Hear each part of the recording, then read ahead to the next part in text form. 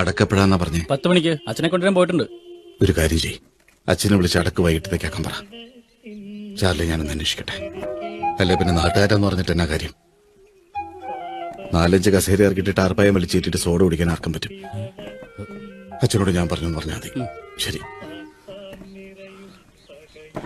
അതെ, നിങ്ങളിത് ആരെ വിളിക്കുന്നത്? അച്ഛനെ അടക്കിന്റെ സമയം മാറ്റാൻ പറഞ്ഞു മാമച്ചൻ. എന്റെ കൊച്ചേട്ട നിങ്ങൾക്ക് വല്ലതും കൂടിയോ?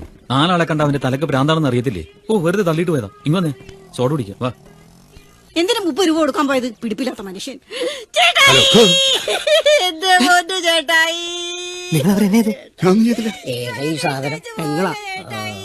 എന്നെ കൂടെ കൊണ്ടുപോ, എന്നെ കൂടെ കൊണ്ടുപോ ചേട്ടായി.